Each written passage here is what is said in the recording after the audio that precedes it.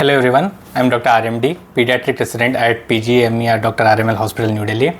So congrats to those who have secured seat in this first and second round of counselling, and so second round of counselling is going to be held soon. Those who have got first and second round counselling. So one important question that comes to everyone's mind is how to survive first year of residency. Okay, and in this video I'll be covering these details, some minute details, what you should do and what you should not do, mainly what you should not do regarding residency.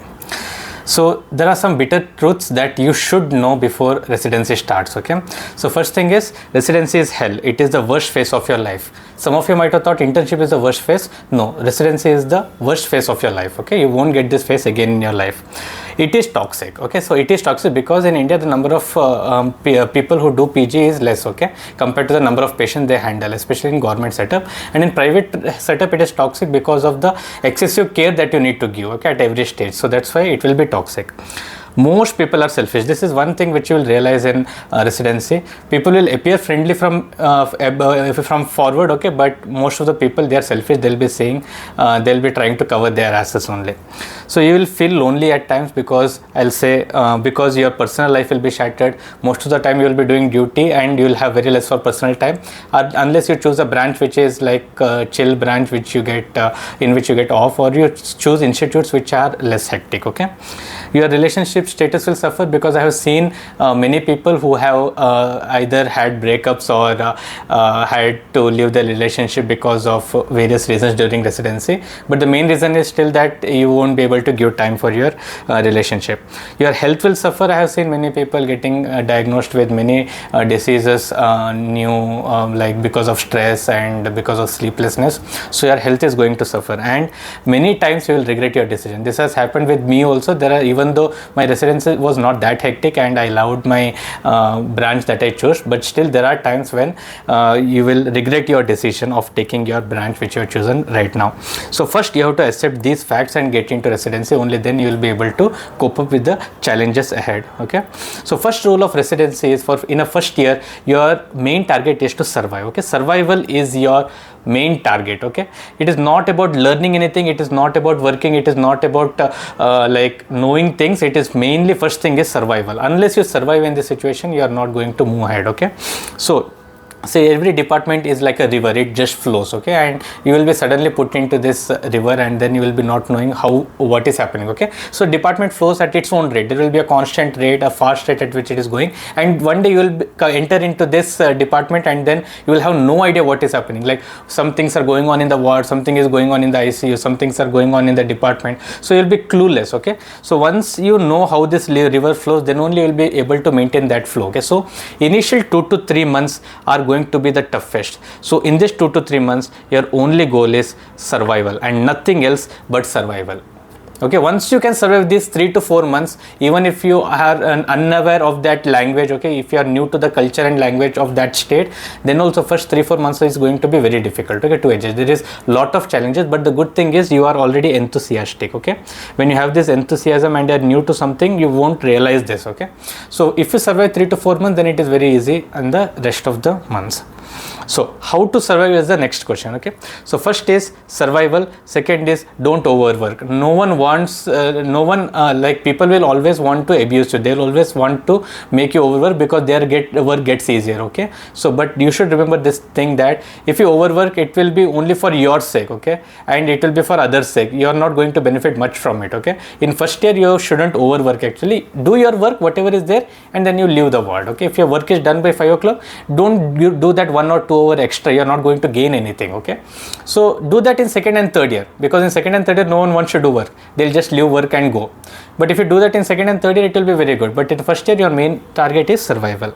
Second is always involved in less physically exhausting tasks. Okay, for example, if your ward is suppose in 4th or 5th floor or maybe 3rd floor also, instead of going to stairs, use lift. Even though if it is time consuming also, it's fine, but use lift because you're going to be physically exhausted. Suppose you have to do duties continuously in a month, you don't have any off or anything, you don't have holidays, then all these minor things will add up for your physical exhaustion. Okay, so you'll have physical exhaustion, you will have mental exhaustion also.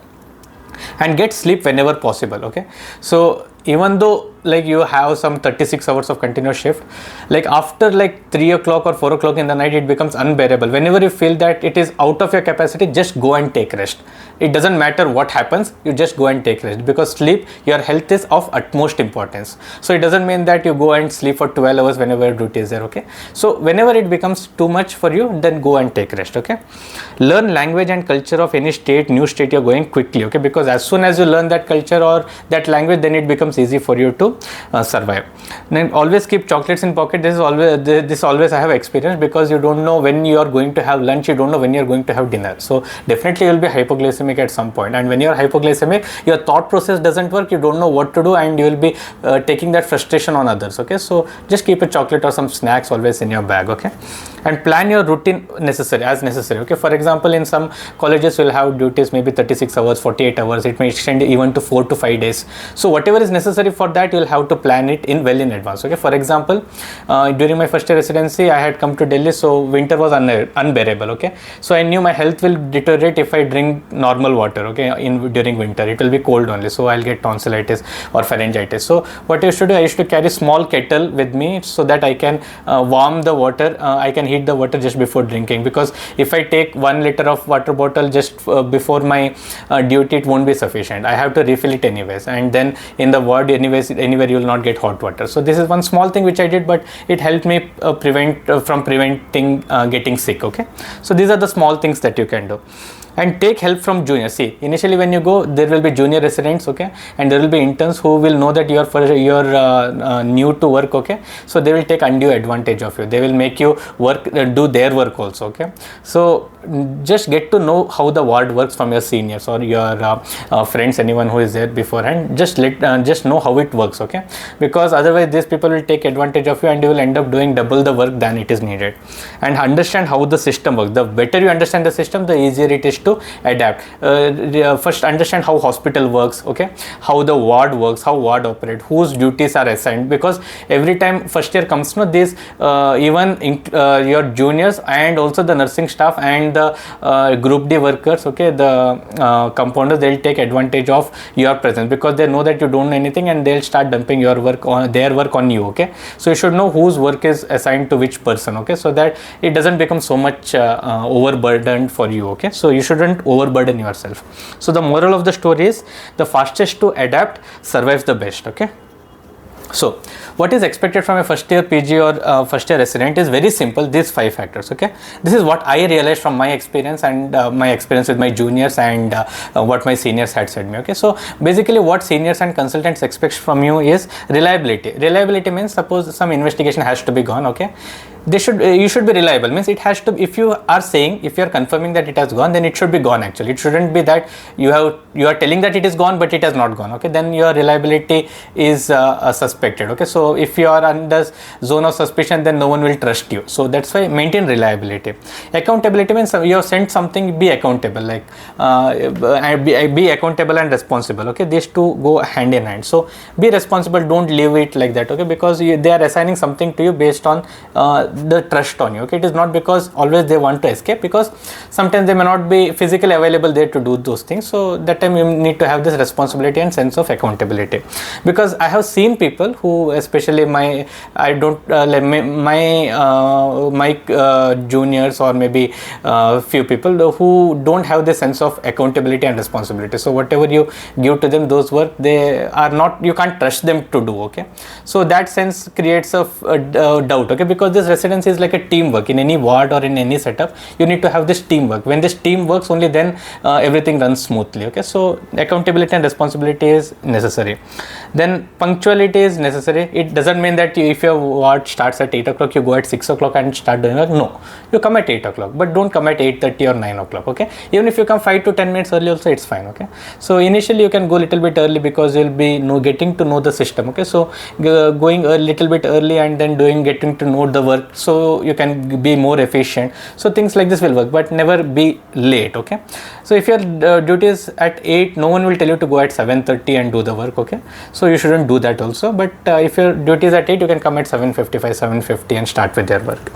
And humility, because like for example, when your seniors are doing some procedure or something, don't ask some doubts in between, because as far as I've seen, seniors, they're of two categories. One is who are actually toxic since with their behavior only. Okay, nothing can be done for that. But there are many seniors who are toxic because of the workload which they have on them. Okay, see, being a senior has so many responsibilities with them. Okay, so when you ask some silly doubts and all, they might scold you, so you might have a bad impression about that senior, but it is not always the same. So you should know when to ask question. When the procedure is done, like for example, when some central line is going on, it is better to avoid these doubts and all. Okay, so better not to question them at that time. But after the rounds is like after the thing is over, after central line is done, and after that you want to ask any doubts, you can ask. Okay, so this is some small ethics, some small tactics that you can use. Okay, so no one expects you to be knowledgeable or overworking. Okay, these 5 qualities are more than enough.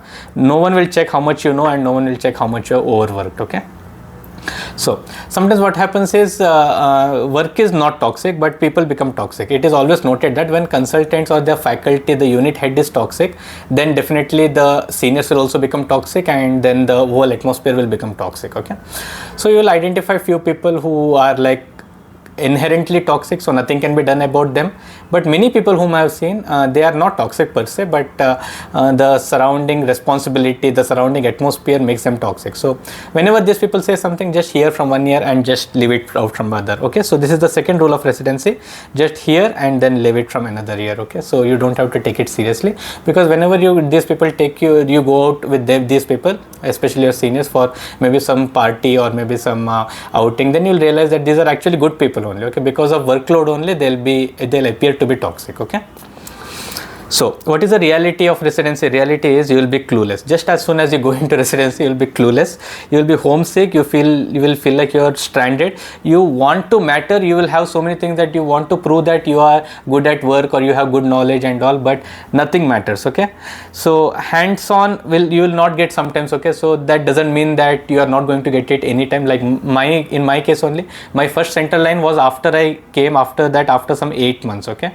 that time I got my first central, and even my first intubation was also after 8 months. So you don't have to fight for that, or you don't have to be scared also that you are not getting chances. You will get chances eventually. Okay, and initially you will go late because you are less efficient, so don't worry about that. After that you will be accustomed.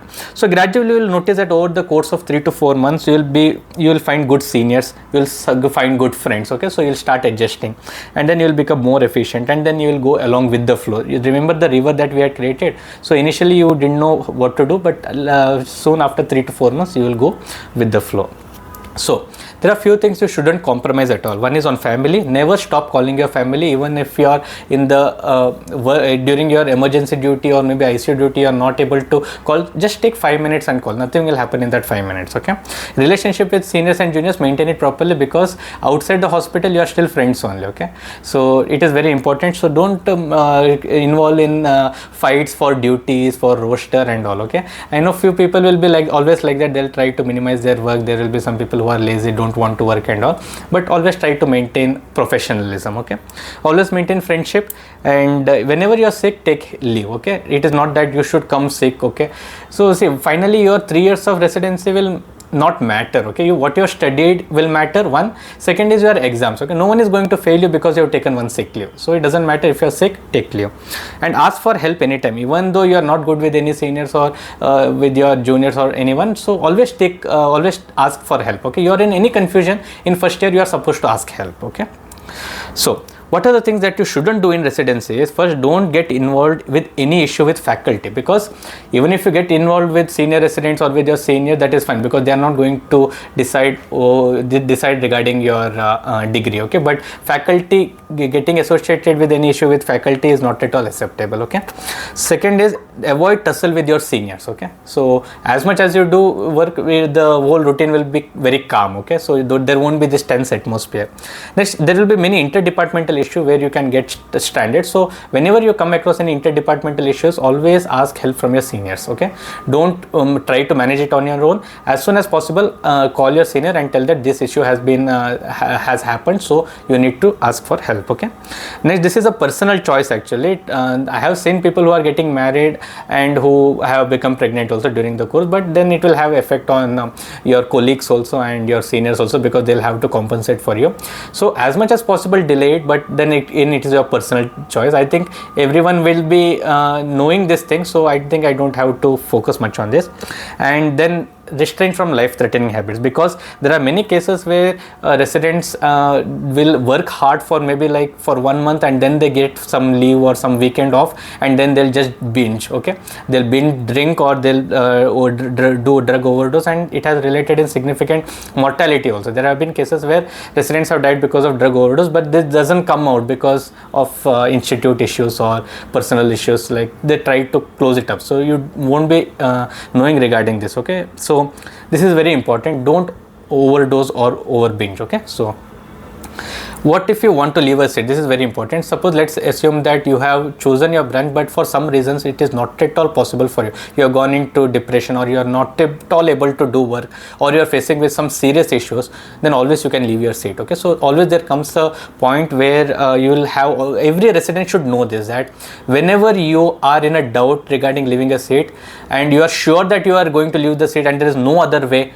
okay, don't commit any silly mistake, don't commit suicide and all. There is always a chance you can leave the seat. Okay, but many residents are actually afraid. What about the seat leaving penalty? It is sometimes 20 lakh in some states, 50 lakh. So I had discussed this thing with a high court lawyer in Delhi. Okay, so he was of the opinion that anytime you have any mental health issues, or you have some serious problems which can affect your further career, then this seat leaving penalty doesn't apply. Okay, so it doesn't apply, so you can actually challenge it in court. So don't worry, anytime you feel that you are not able to proceed ahead with this course, just leave the course. Don't worry about bond leaving penalty. In most of the cases you don't have to pay bond leaving penalty. Okay, so my next video will be regarding pediatric residency, and this I have made separate video, so because I don't want to mix it with the general residency video. So those who are going to take pediatric residency, please watch this video. I will be releasing it in a short while. So